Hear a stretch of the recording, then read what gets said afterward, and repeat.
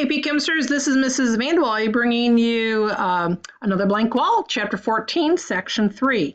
This is all about the equilibrium constant, which is identified as a capital K. So if we kind of review and think about what we've talked about in 14.2, we defined equilibrium as where the rates of the forward and the reverse reaction end up equaling each other. So we looked at a couple graphs. Let me pull some up again. This graph here is the classic equilibrium graph where you can look at the y-axis as reaction rate. And what happens? The forward and the reverse rate end up equaling each other. That's where you can say the forward rate equals the reverse rate. But what else happens? Let me show you a different graph. This one was from the first page, and look at the y-axis here, it's concentration. So once you've reached the dynamic equilibrium where the rates of the reactions are the same, notice what happened here. Concentrations level out. They are equal. And it's this idea that we are going to use in section 4.3, that we can know that once we've reached equilibrium, that we know what the concentrations are going to be. So let's go back to section 14.3. So here we are again, and we're going to use the idea of that concentration at equilibrium to determine the equilibrium constant. And we're going to set up an expression called the law of mass action. And for any given balanced reaction where A and B are your reactants and C and D are your products, and the little a, little b, little c, little d are your coefficients, that's going to be really, really important. The law of mass action is actually down here. Let me scroll up again. All right, here we go. So the law of mass action looks like this. You always put your products over your reactants. So your products are your C and your D. Your reactants are your A and your B. Always put products over reactants.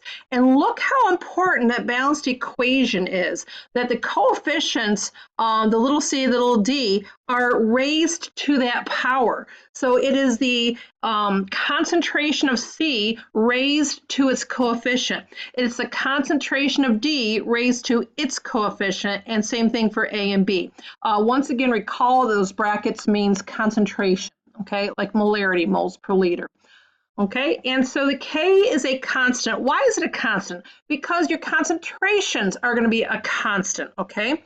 And they vary depending on temperature and upon the coefficients of the balanced equation. So you're going to notice that we're going to say, you know, at 298, you know, we're going to have it at a constant temperature often. Don't worry, we'll talk about what happens if we change the temperature down the road. But for right now, just know that it depends on temperature, and we're not going to be changing the temperature, okay? Because that's going to change other factors, okay?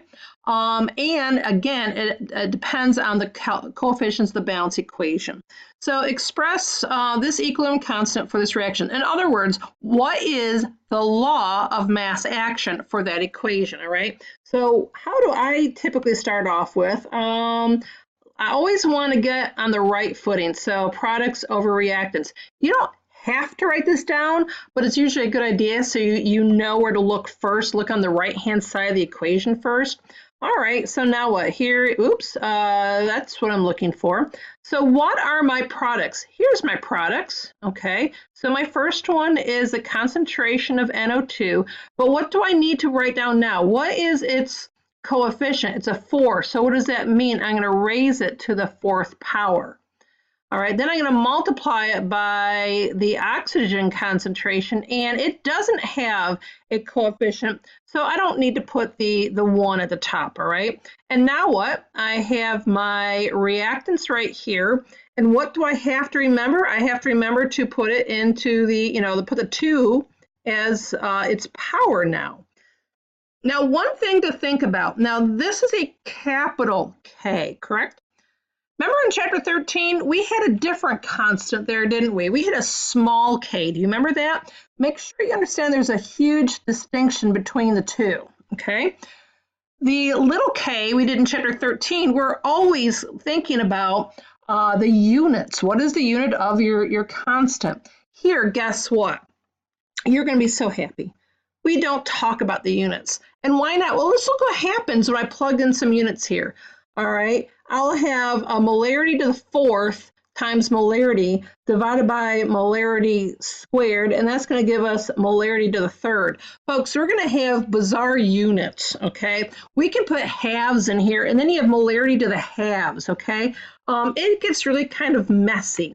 So what the powers that be in chemistry have said, you know what? There is no constant unit for this case or this case. If you recall back when we had first order, second order, zero order, the units are always the same. Every first order reaction had the same units for K. Every fourth order reaction, the overall order would always have the same units for K, but that's not going to be the case here. So guess what? Let's not worry about the units, all right? We're only going to be looking at the numbers. Okay, so let's go on to the next problem number 3. Problem number 3 says express the equilibrium constant for the chemical reaction where you have what methanol is in equilibrium with carbon monoxide and 2 hydrogens. Why don't you go ahead and practice this on your own? So write down the law of mass action for problem number 3. So pause this when we're ready, come back.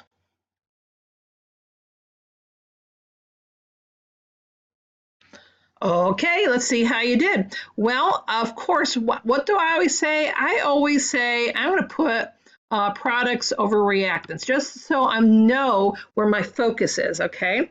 And then what? Well, let's actually write down the law of mass action here. What are my products? Looks like carbon monoxide is one product. And do I raise that to any power? No, I don't, because there's no coefficient. So over here, I'm going to multiply it by H2. Do I need to raise that to a power? Well, yes, I do, because it does have a coefficient. It has a 2. And then I'm going to divide it by my reactant. And so here's my methanol. Do I need to raise that to a certain power? No, I don't. And so that is my equilibrium constant. That is the law of mass action, all right? So why don't you look at problem number 4? And when you're done, stroke your answer and see what you get. So go ahead and pause this again.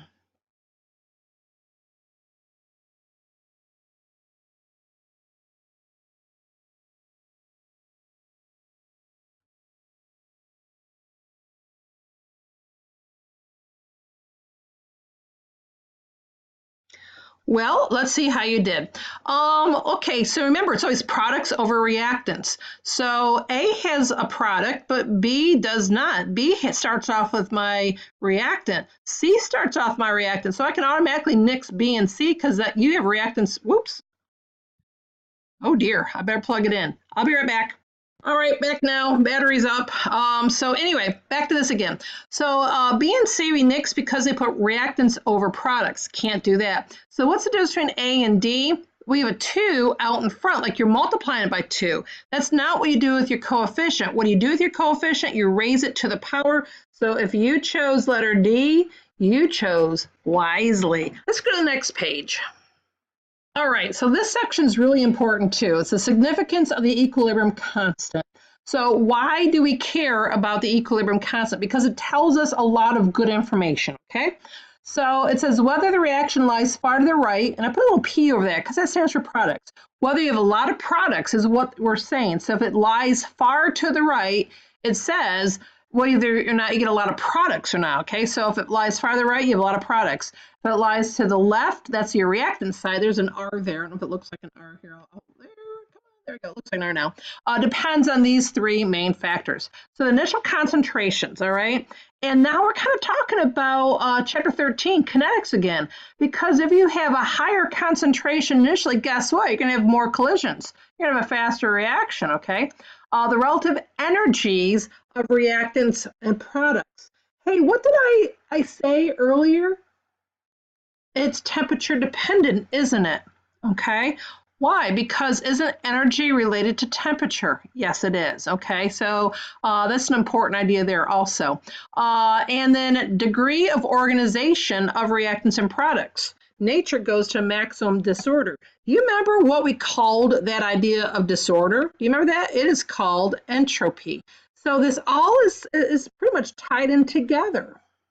Okay, so the significance of K, we're going to look at the magnitude of K, and we're going to get a lot of good stuff from that. So if K is less than 1, and why is there a double less than sign? Well, if it's really small, how's that? Then it says the reverse reaction is favored. It says the forward reaction doesn't proceed very far. You're going to end up with the reverse, the reactants being favored, okay?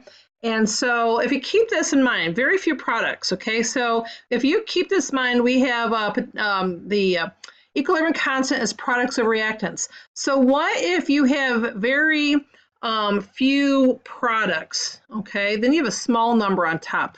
What if, oops, let go. What if you have a really big amount of reactants, okay? What kind of answer is that going to be? You're going to get a really small number. If you take a small number divided by a big number, you're going to get a small number. So if K is less than 1, really small, all right, that means I don't have many products and I have a lot of reactants, all right? So let's take a look at this example here. So at a certain temperature, we have some nitrogen gas and oxygen gas in equilibrium with nitrogen monoxide, okay? So what I've done here, I'm trying to get a little color coordination here, all right? So here are my products. I have 1 nitrogen monoxide. I have 2 nitrogen monoxides.